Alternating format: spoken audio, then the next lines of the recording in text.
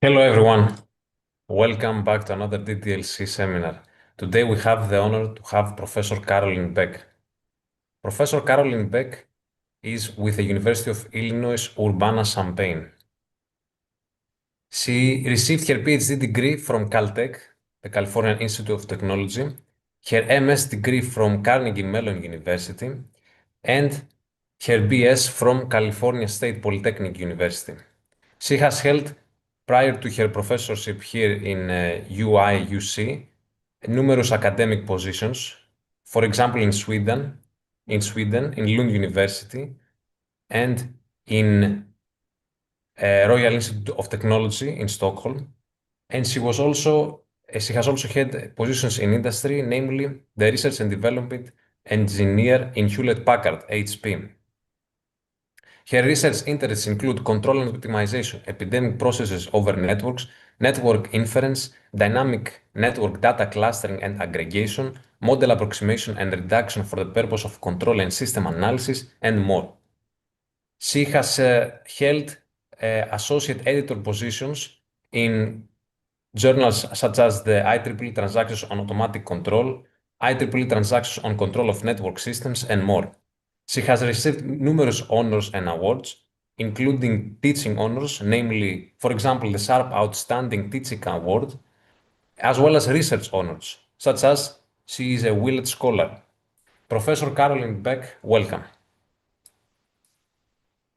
All right, thank you very much, Panagiotis, for the nice introduction. And thanks also, Andreas, for the invitation, and Shanting for the assistance with all the organization and the broadcast details. Okay, so today I'll be talking about a discrete system identification problem. Specifically, the problem is if we're given a finite number of state observations of a dynamic system, where that dynamic system takes only a finite discrete set of state values, can we identify the system to within some guaranteed error bounds with high probability? So I should say this work was largely done by my former PhD student, Xiaoten Shi. It's her PhD thesis work, and it was completed collaboratively with my colleagues here at Illinois, Dimitri Katsalis and Shrikant. So I'm going to start with a little background on classic system identification problems, just to give us some context, and then I'll give some examples of discrete state systems. So dynamic systems that take on discrete state values, only discrete state values. Then I'll introduce a model that we use to capture the discrete state systems that we're interested in. We call this the Bernoulli autoregressive model, or the BAR model. And then what we'll do is we'll look at some maximum likelihood estimators for the purpose of identifying our models. And we, in particular, want to answer essentially two questions with respect to these estimators. First is, do our maximum likelihood estimators asymptotically give us the correct model? That is, are they consistent? And then, are these maximum likelihood estimators approximately correct with high probability given a finite sample size? Or, I guess more to the point, we want to try to determine what is the sample complexity required to attain a desired level of accuracy in our estimation. So in the talk today, I'm going to focus on the sample complexity problem. And I should note this is largely based on concentration inequality. So some of you may be familiar with those if you work in statistical learning theory, say. I'll give a quick overview of those. And then I'll conclude with, well, I say future directions, but it's really some related open problems. Okay, so I'm sure many of you are familiar with the classic system identification problem.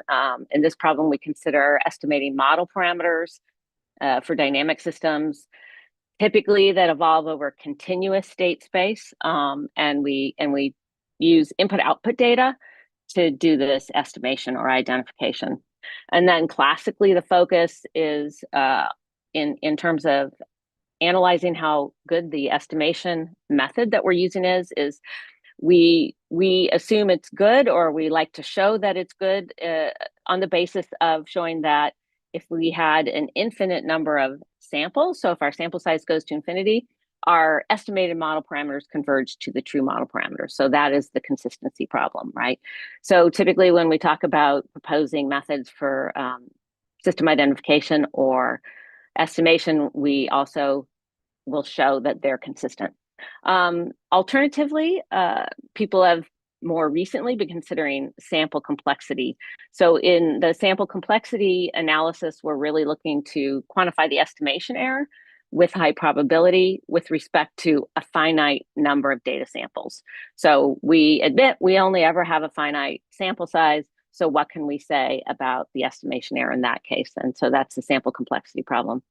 So most of the work that's been done, both the consistency analysis and sample complexity analysis for identification estimation has been done for systems with continuous state spaces. So the states take on continuous values. So our work is focused on the case where these systems take on, as I said in the first slide, only a discrete finite set of values. And then as well, we're also looking or assuming that the systems are evolving over some unknown network structure. So what we're really trying to do is take the state data that we measure and identify from this dynamic data something about the network structure as well, in particular the edge weights. So here are a few examples of dynamic processes that take on discrete values. They evolve over networks. The system states may take on multiple values, but they're discrete typically. In each example, what we have is a number of entities or agents whose values at any time may be affected by the values of their neighbors or their connected, say, institutions in the case of financial risk at the previous instant. Okay, so I'm gonna look at a couple of these in a little more detail, and then we'll get to our model. So one of the earliest models aimed at capturing the evolution of opinion dynamics over social networks is the linear voter model. In the linear voter model, we assume that we have a network of nodes where each node represents a voter, and then the edges between the nodes indicate that there are interactions between the voters. The opinion of any voter, we assume, can change based on the influence of its connected neighbors, typically according to some stochastic rule. And it's assumed that the voter opinions take on one of two values. We usually code them as 0 or 1. And in a simple version of the linear voter model, the stochastic dynamics might be given by noting that the probability that node I takes on value 1, given the overall state of the system at time k minus 1, is equal to a weighted sum of node I's neighbors values at time k minus 1.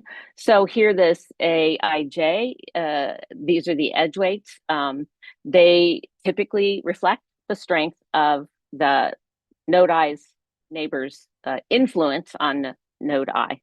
And in the linear voter dynamics models typically assume that if we sum for each node I, if we sum over all of its neighbors j, the Aij, that this will be less than or equal to 1. And it's also typically assumed that these Aij are non-negative, and that gives us sort of a well-defined linear voter model where the voter opinions take on these two values, 0 and 1. Another example of discrete state systems evolving over network is epidemic dynamics over human contact networks. So I'm sure many of us are familiar with SIR models at this point. In the SIR model, we typically assume that every node or person in the network is in one of 3 states: susceptible, infected, or recovered. And then the transition between the states is determined based on the disease parameters, so the infection rate, the healing rate, et cetera, and the strength of the interconnection to that node's neighbors. So here I've denoted that by a W, ij.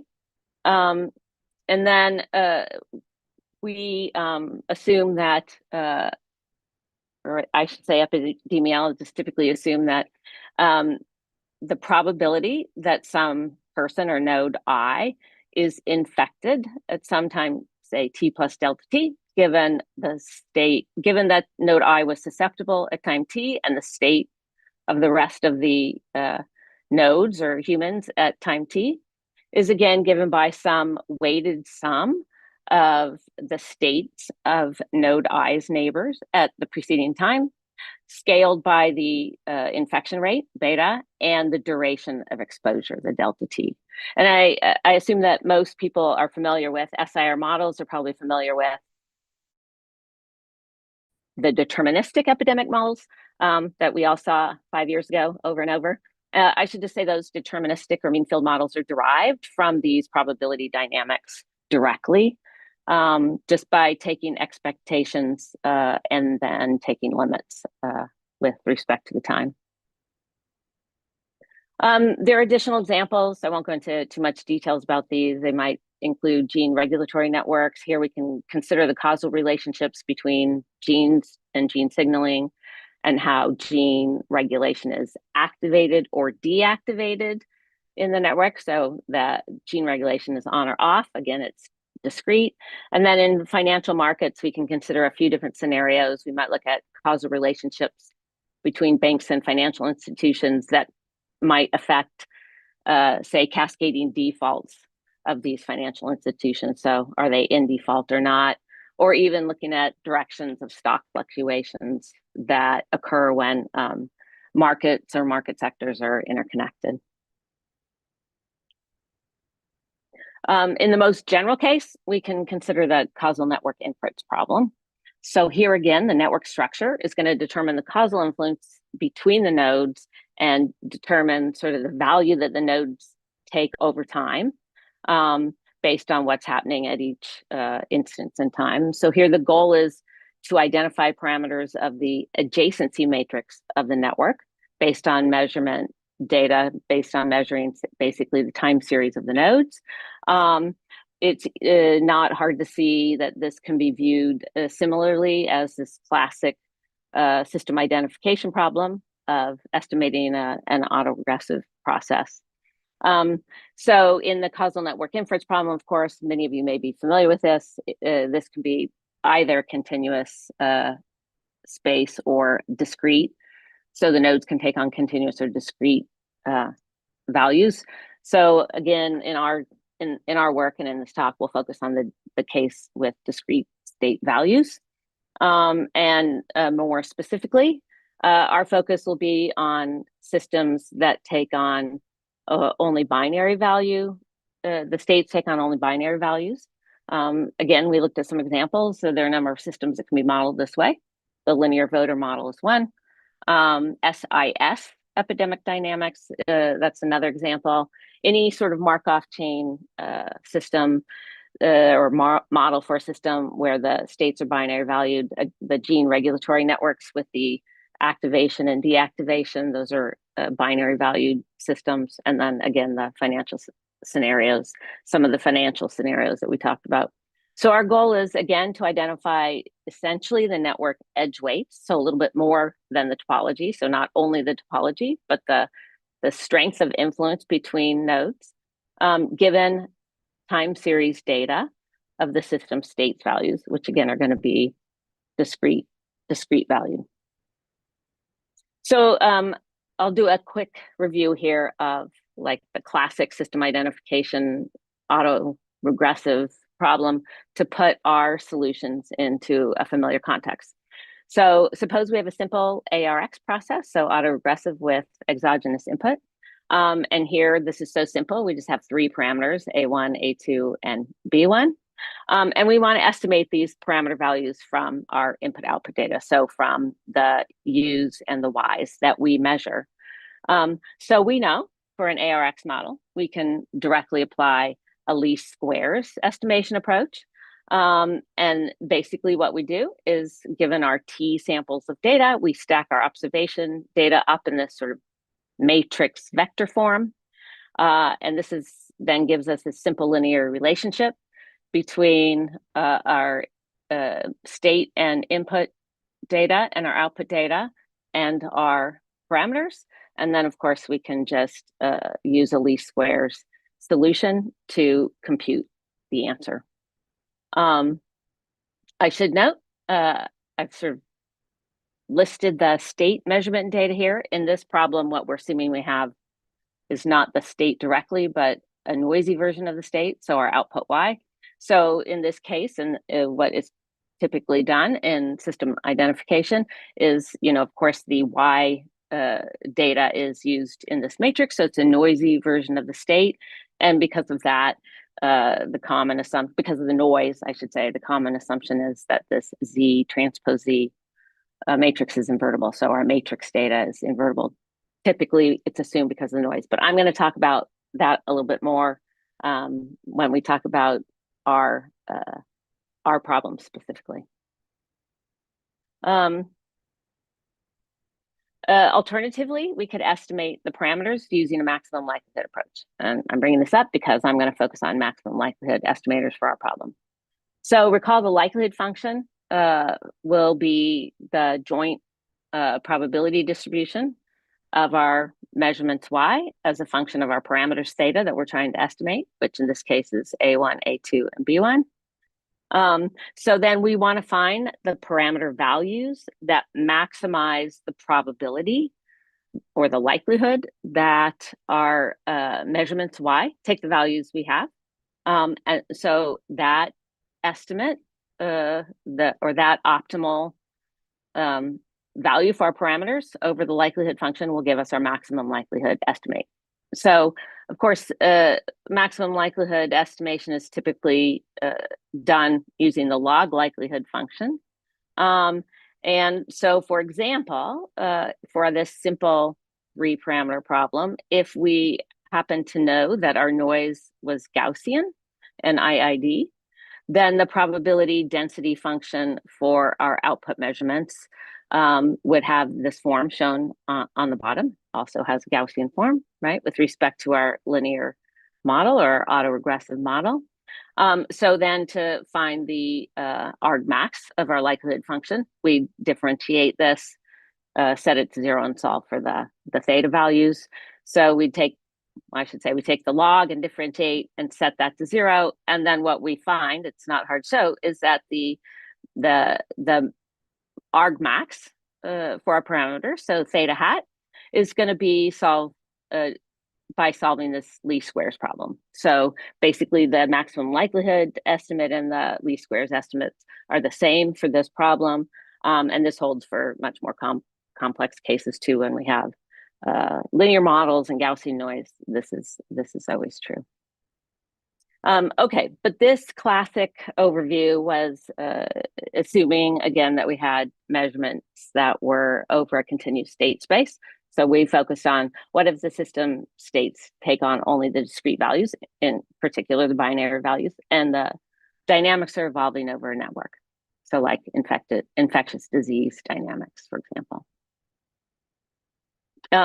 So in this case, it might make sense to view our estimation or identification problem directly as a Markov chain model estimation problem.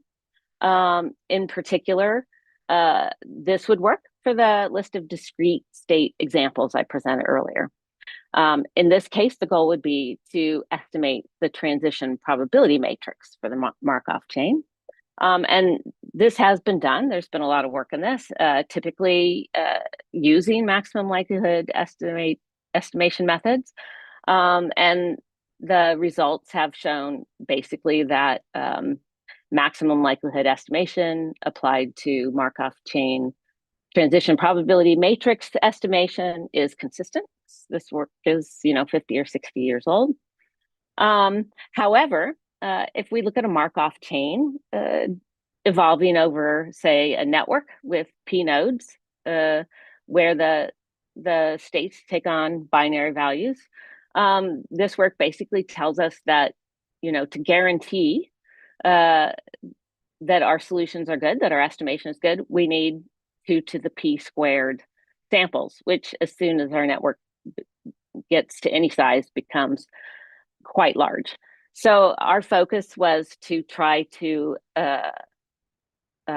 solve this problem in a different way that would really reduce this sample complexity result, because this is really large really quickly, right?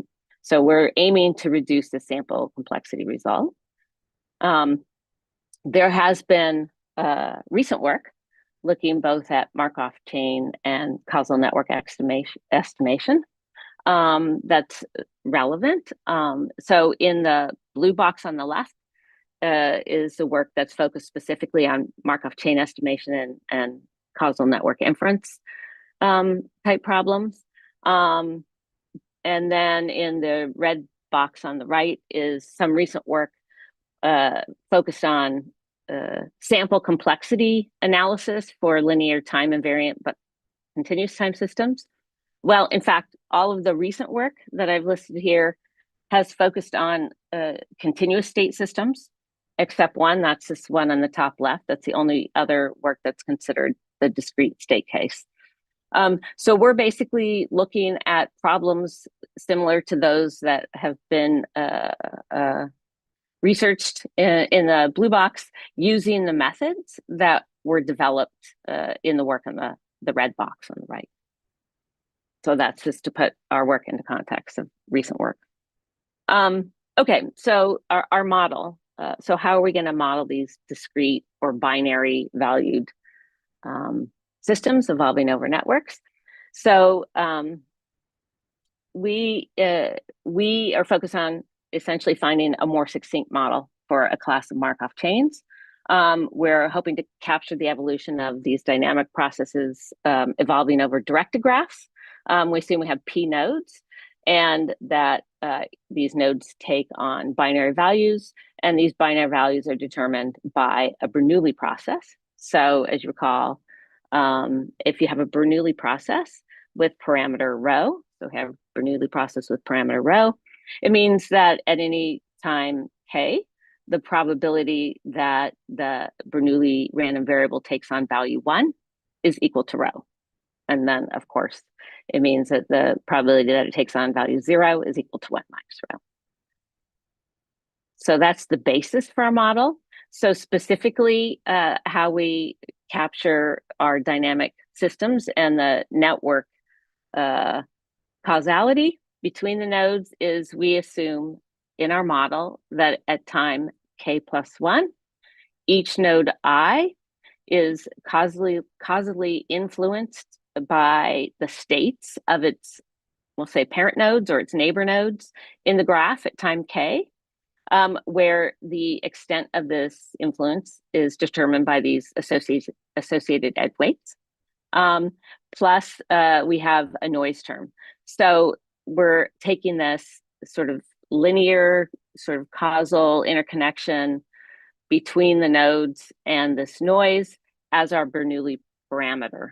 Okay, so this is our Bernoulli parameter. So the dynamics are evolving with respect to this sort of Bernoulli model, but the parameter essentially is an autoregression on the states of the neighbor nodes plus a noise term. So hence the term Bernoulli autoregressive model.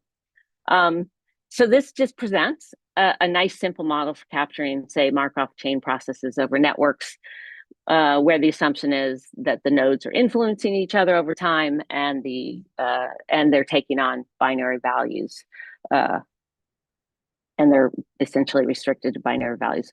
So this model structure itself is almost exactly the same as the linear voter model I showed. So the Bernoulli process is defining the stochastic rule, except we're allowing noise to enter the process. So we have this noise term. And if we didn't allow noise to enter the process, then the Markov chains could get stuck, or our discrete state system could get stuck at either the all 0 or all 1 state as soon as they enter that state, they're stuck there. So to ensure that that doesn't happen, we assume that this scaling on our noise term, so W sub I is our noise, that this scaling B sub I is strictly positive. So we're assuming it's strictly bounded away from 0. And so this gives us a guaranteed persistent excitation condition that we need for identifiability of our model. And then as well, we assume that the sum for any node I, the sum of the parameters capturing the causal influence of its neighbors plus this noise scaling, this is always going to be less than or equal to 1. So we need this for the bar model to be well defined, just as in the linear voter model case.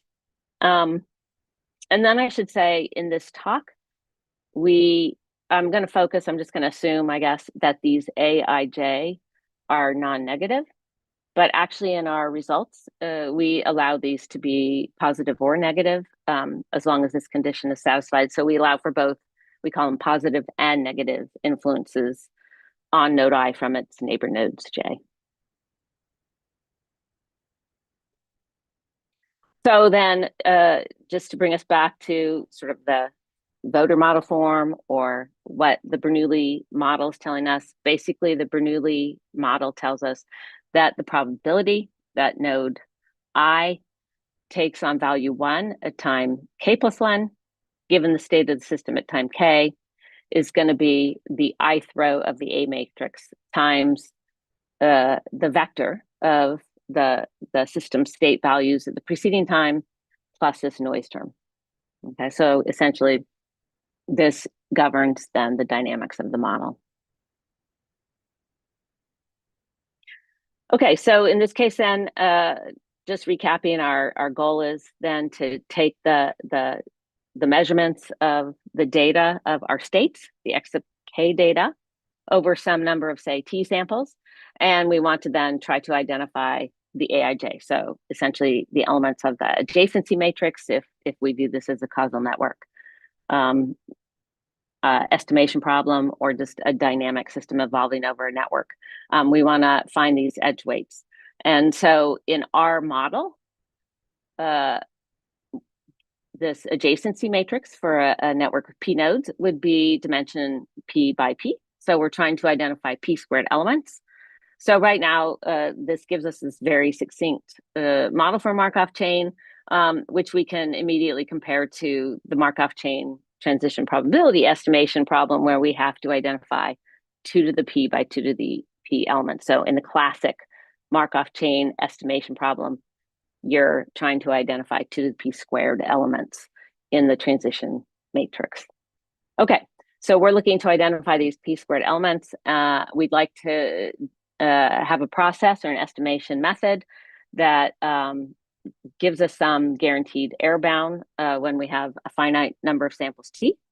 And then we would also like to say, if we have an infinite number of samples, so as our sample size goes to infinity, that our A matrix converges to the true parameter values. So that is to say, we want to guarantee both consistency of our estimation approach. And in particular, we're looking at strong consistency. So we want to recover our true parameters as t goes to infinity with probability 1. So we want to satisfy strong consistency result or guarantee. And then we'd like to find some bound on the number of samples needed to guarantee some estimation accuracy with high probability, that where this bound is based on, say, the number of parameters in the model, our estimation accuracy epsilon, and our likelihood parameter delta. Okay, so what we're saying is we'd like to find how many samples t are needed for what's called a provably approximately correct solution. So this is our goal. So since we mostly care about determining the elements of the A matrix, that was our focus, since that encodes our network structure, we reparameterized the model before we proceeded slightly by just essentially combining these terms, the scaling matrix on the noise and the the Bernoulli parameter for the noise. So we assumed our noise was also Bernoulli. And so what we're looking to do then is if we're looking to identify the full parameter set, we're looking to identify our adjacency matrix A and these constants C that combine basically the scaling and the noise parameter itself. So then given our T observations, we're looking to compute the maximum likelihood estimate for A and C. So in particular, by definition, we can write the log likelihood function as shown. Basically, it's a sum of the log transition probabilities over our sample data with respect to our parameters theta, right? And then we're going to try to find the maximizing theta for that. Directly from the transition probability, directly from the Bernoulli expansion of the transition probabilities or the probability model for our model, we can estimate or we can write an expression for our transition probabilities. So we can write that the transition probability from any state U that our system hits to any other state V that our system hits, where of course these are binary value vectors, right, is just a simple Bernoulli expansion here, right? Then we can actually rewrite this top likelihood function equivalently as shown in this bottom red box, basically in terms of these one-step transition probabilities and the number of times that we transition from state U to state V over our data set. So, so we have some notation here, this NUV, this is basically, as I said, we're going to count from the data the number of one-step transitions from state U to state V. We can also count the number of times over our data set that we hit the state U. And then we can also count, so we'll call that N sub U. We can also count the number of times we say we start in state U and transition to any state where the rth node has value 1, right? So we call that N sub U R1. So with these definitions, basically from the data is what where we'll get them. From these definitions, we can consider two maximum likelihood estimators for the model. So first, of course, is the true maximum likelihood estimator, which is just found by computing the argmax of the log likelihood function, right?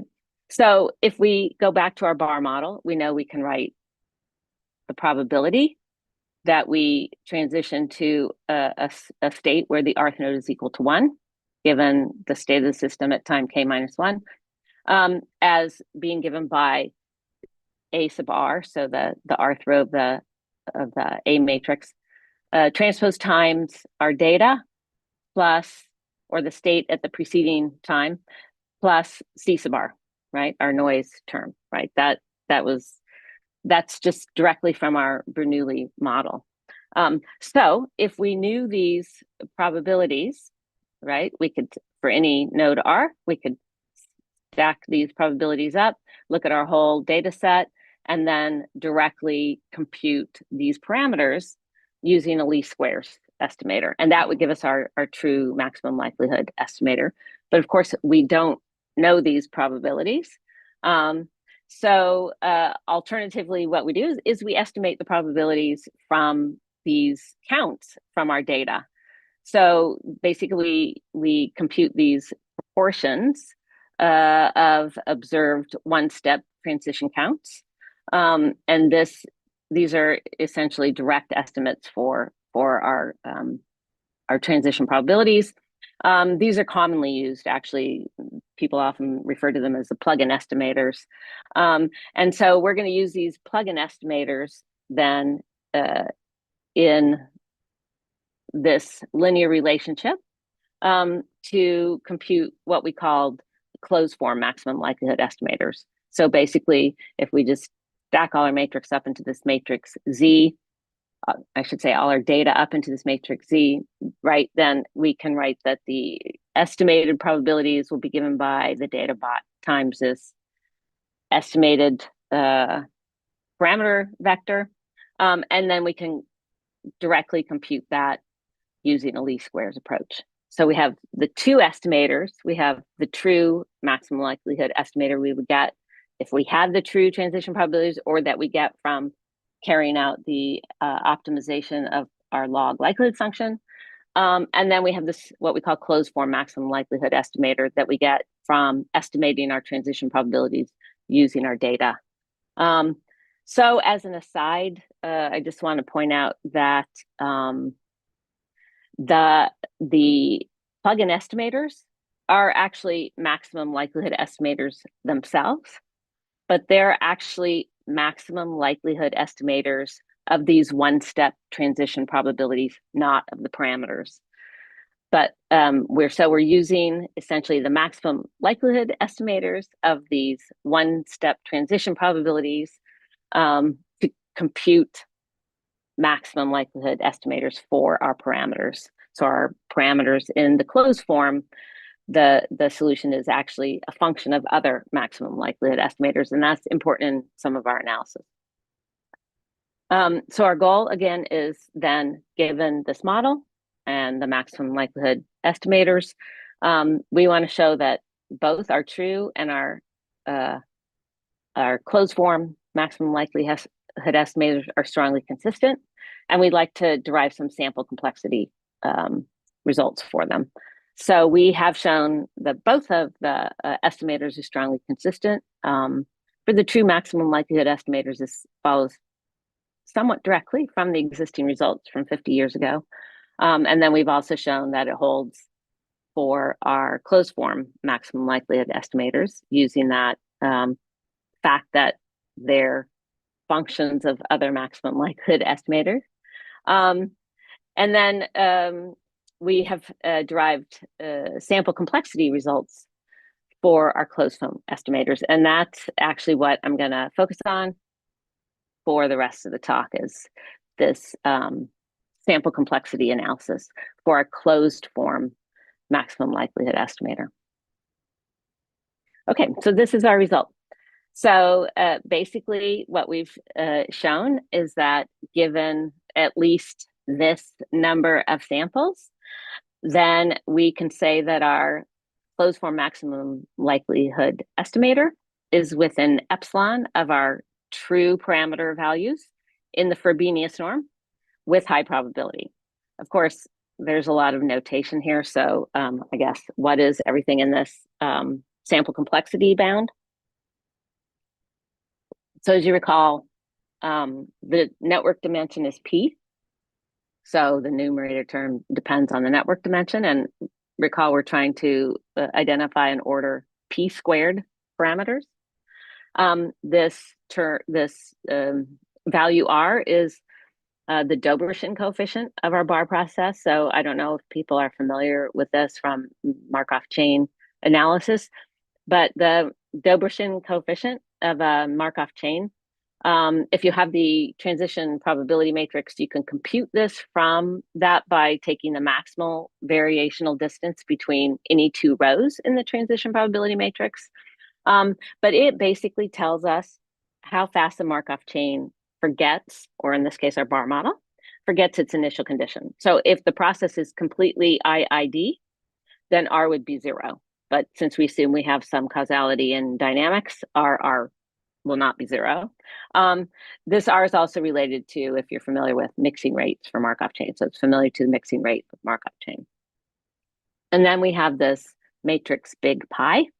This matrix pi is essentially computed as the correlation matrix of our state observation data. Okay, so that's what pi is. So we stack our data up and we compute the correlation matrix. So these terms give us our bound. Okay, so what I'm going to do now is I'm going to try to give some sort of key ideas that we use to arrive at the sample complexity bound. It's pretty detailed, so I won't be able to go into all the details, but I'm going to try to give that sort of key ideas.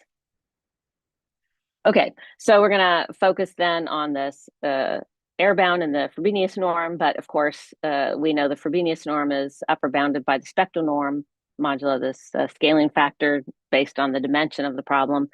So what we're going to try to do then is actually focus on deriving bounds for this 2 norm of the difference between our closed form maximum likelihood estimator and the true parameter values.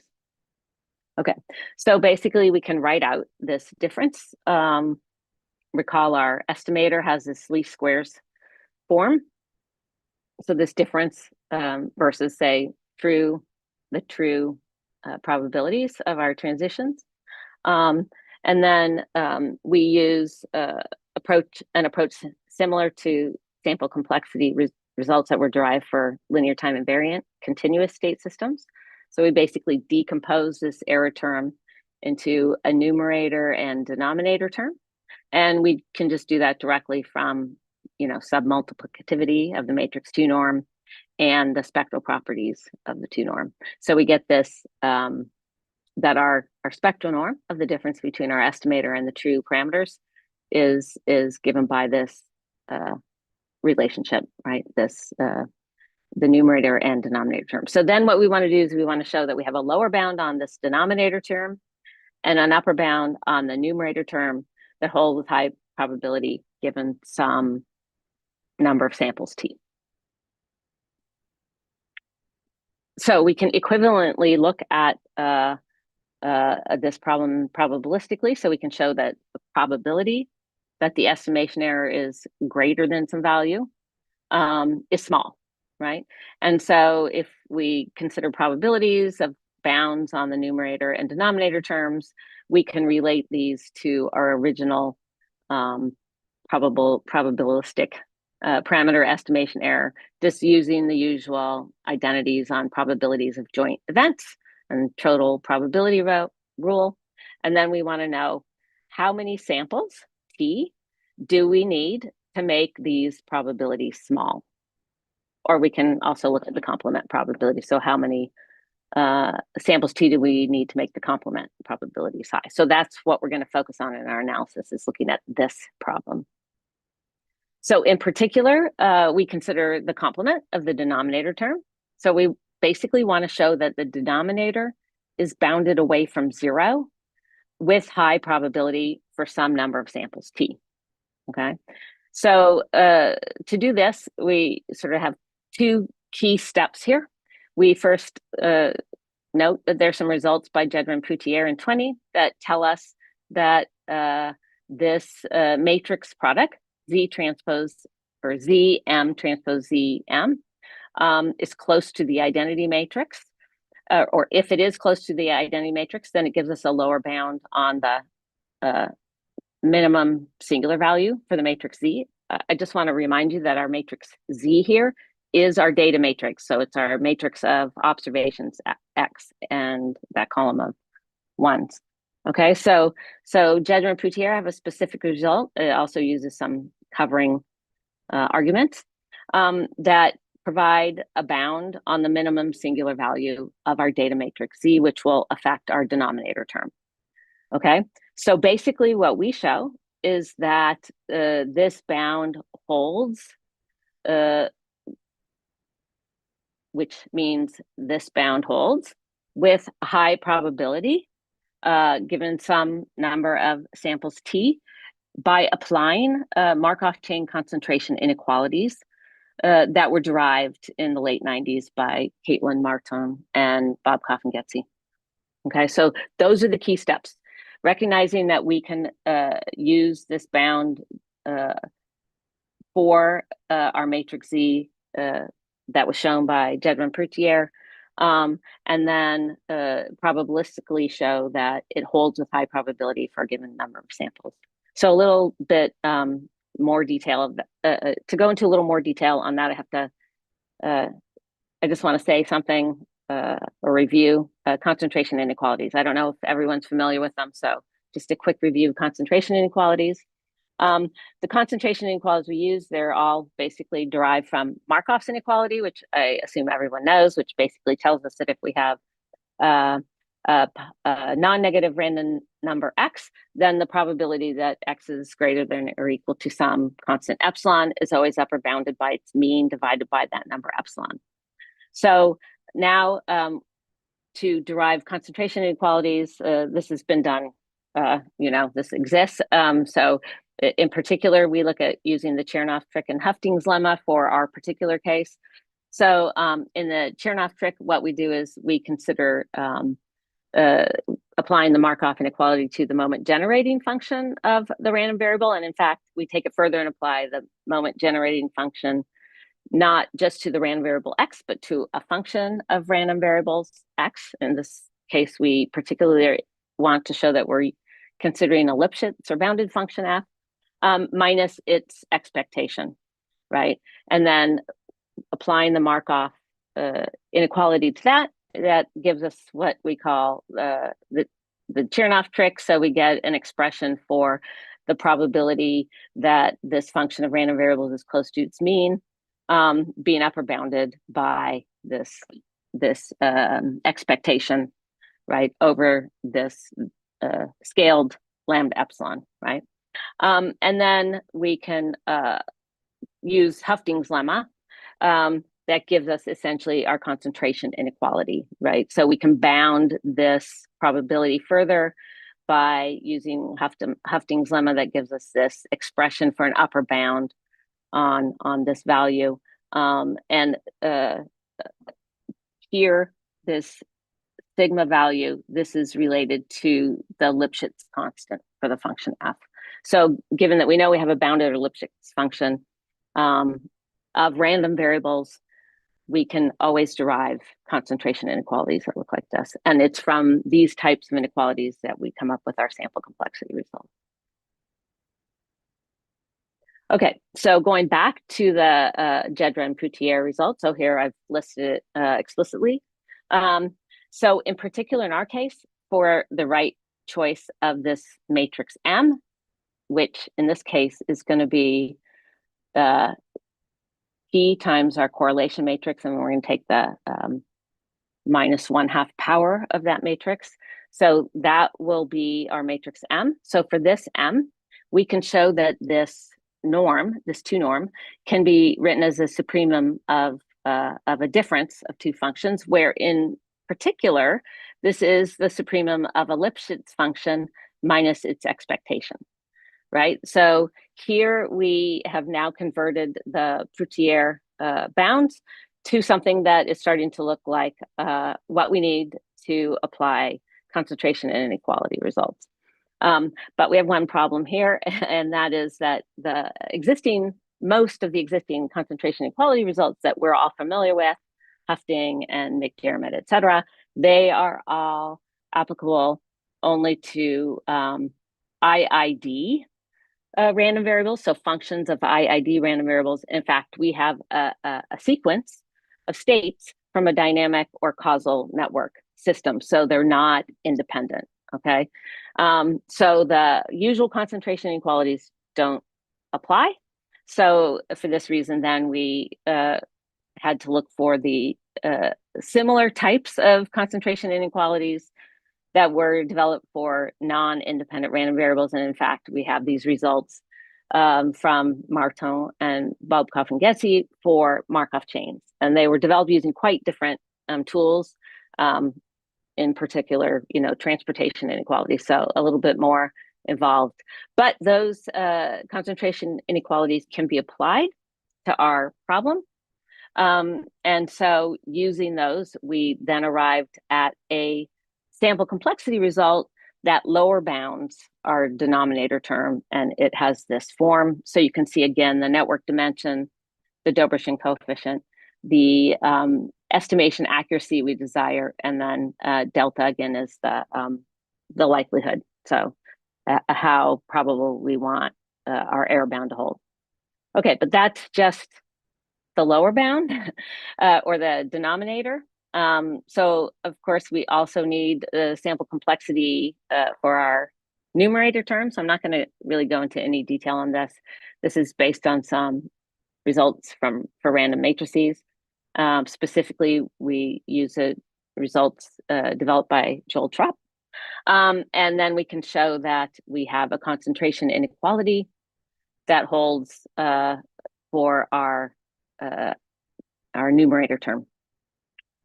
And the way we did this was we basically took our difference expression in our numerator term, and then we enumerated it in terms of all the possible states of the Markov chain.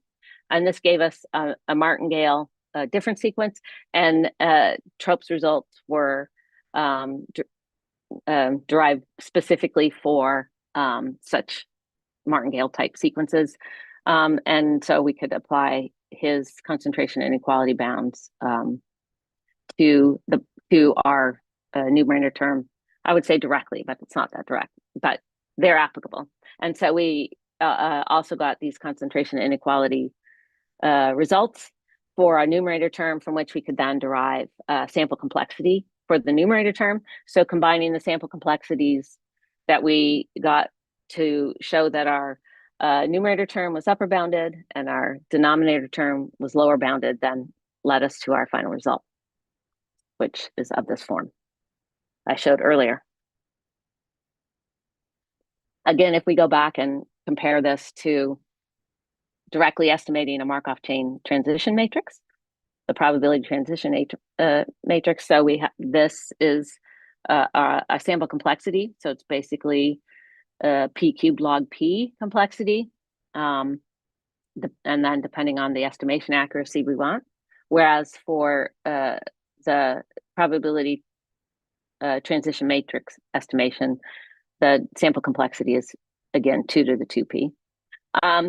We would really like to get rid of the dependence on the Dobrashin coefficient or the mixing time of the Markov chain, but in 2021, so as we were sort of starting on this problem, some results by Wolfer and Kontorovich were published that basically showed that that is not possible. So we're always pretty much stuck with Dobrashin coefficient in our sample complexity result. Okay, so we did some simulations, of course. We started with small networks, just 5 nodes. We went up to networks of 20 nodes. So based on our complexity analysis, we know it's order p cubed log p modulo this epsilon. We wanted a 10%. We wanted to estimate the edge weights in our matrices within 10% accuracy. And so what we found was that we could do that with a number of samples in practice somewhere between p squared log p and pq log p. And so we can also look at this in graph form. So this is the same. Here's our number of observations versus our Frobenius norm error. So again, we were able to estimate our networks with say within 10% accuracy with on order p squared log p to p cubed log p number of samples modulo the epsilon, as I said. If we'd gone with a classic Markov chain approximation approach, it would have told us that we needed, say for the 20 node network, somewhere on the order of 10 to 12 samples. And I should note, we also have applied this data to or applied this method to real data. We looked at estimating some biological networks, in particular, some abscisic acid signaling networks with over 40 nodes, and where we allowed these, the edge weights, the AIJ, to be both positive and negative. And in that case, with the real data, the order was closer to p squared log p in all of our simulations of that real data. So to close, I just want to point out a few problems that still exist that related to what I've talked about.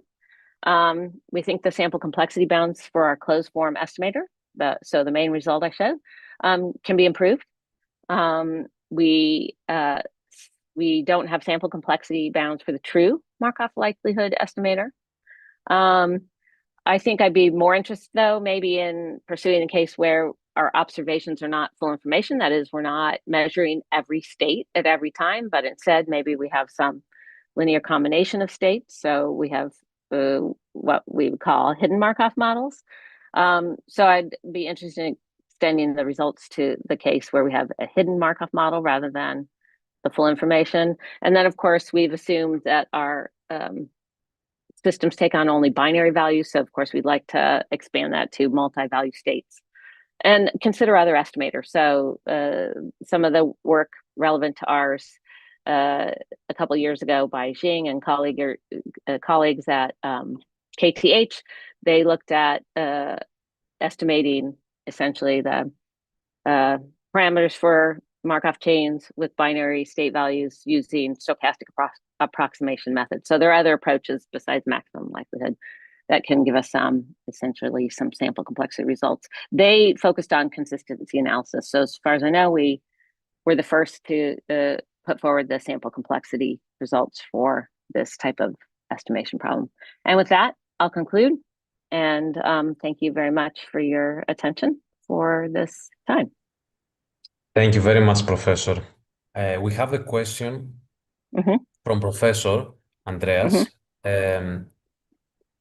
Thank you very much for the great talk, first of all. Is the maximum likelihood problem convex for the discrete state models you consider, or does it involve combinatorial optimization over network structures?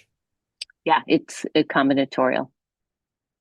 I mean, because in particular with the binary state values, the data being restricted. So, I mean, there are some relaxations, but and in fact, when we computed this, we did actually compute the true estimators using some algorithms out there. It was actually really fast to converge to the true parameters, so much faster than either our sample complexity bounds or for the closed form estimators or the existing results say.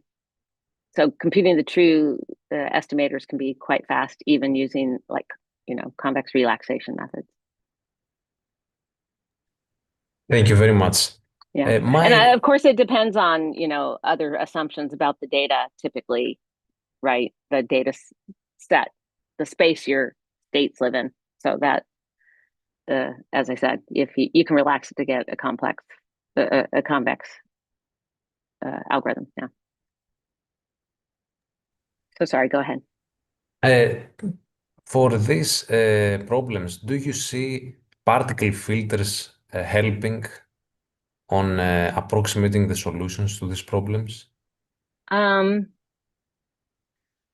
what I know, I don't think it would speed it up. I don't know if it would help with the analysis, but I don't think it would be a faster estimation solution. But I can't say I've looked at it explicitly. I've looked at similar things to particle filters for other problems. Yeah, so that's just my intuition, but I wouldn't guarantee my answer here. I haven't looked at it exactly for this problem.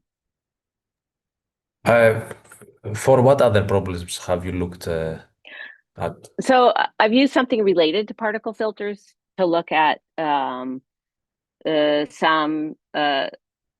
clustering and tracking of when you have like a number of, say, mobile networked, say, sensor networks, and you're trying to find essentially, as they're moving, dynamic clusters of those and assign, say, communication hubs to the clusters. So I've used something very similar to particle filtering for that problem. So identifying a centroid and tracking it. So that's my experience with particle filter type of approaches. So like I said, I haven't looked at it for this problem exactly. So. Nice. Thank you very much. One other question. I have two questions actually. One is about how persistent excitation plays a role in the study. And the other is how you handle the non-ID date when using the concentration inequalities? Right. So if you don't have persistent excitation, then what happens is in any Markov chain, or in our causal network or whatever, there's not persistent excitation. So then it means that when you hit either the state of all ones, so all of your nodes in your network become one, or the state of all zeros, all the networks become zero, you will get stuck there. So if that happens within 5 samples, you won't have sufficient data, right? You don't have sufficient information in your data to actually compute your estimators. Right. So that's like the classic system identification problem. Like in like continuous LTI system identification, we always assume there's noise in the system so that we know we have enough excitation to get what we call sufficient information to actually be able to compute the parameters. So it's a basically satisfying an identifiability condition. So we have to have that persistent excitation, or else we could get stuck after, running the system for 7 steps or something. And then all the states would be, say, all zeros for the rest of the time. There's not enough information there to find, more than however many steps of data you got, how many parameters. So you have to have persistent excitation in every system identification problem. That's a necessary requirement. So for the non-IID case, that was the whole point of finding these results by Caitlin Martin and Bob Coffin-Getzy. So they show for Markov chains where R is greater than 0, so distribution coefficient is strictly greater than 0, so they're not IID. They develop concentration inequality results for that case, and they use it's pretty complex. They use transportation inequalities like Wasserstein distances, so more like Karhunen-Loew type approaches to get those concentration inequalities. So it involves more than this Markov inequality type extension. Yeah. So that's what happens in the non-IID case. Yeah. So it's a little Thank more you very involved. much. Yeah, and those results existed, so we just had to. So we had to extend them to a vector value case, and then adapt them essentially for our particular problem. Thank you very much. Mm-hmm. I don't see any other question in the chat. Can I ask a question? Oh, yeah. Thank you, Dr. Beck. I really enjoyed Thank you. the talk, and I just wanted to understand the intuition. Like we have this plug-in estimator, which is followed by another maxim, like very good estimate. Mm-hmm. And so, do we have to divide the data to estimate one part of the plugin first, and then use the rest, or how is that being So done? are you saying, would you do, like, this is a system identification problem, would you split your data and do like an estimation and a validation step? Okay, yes, I would always say whenever you do estimation or identification, you should always, take your data set and divide it and use some for estimation and some for validation. I mean, that's just best practice. And yeah, we've looked at, doing some analysis of our system validation, essentially. Okay. Yeah. Thank you. Okay. Thank you very much for your talk, Mm-hmm. Professor. Yeah, thank you. I think I went a little long. Sorry about that, but thanks for your attention. Thank you very much. Mm-hmm. All right, bye. Bye.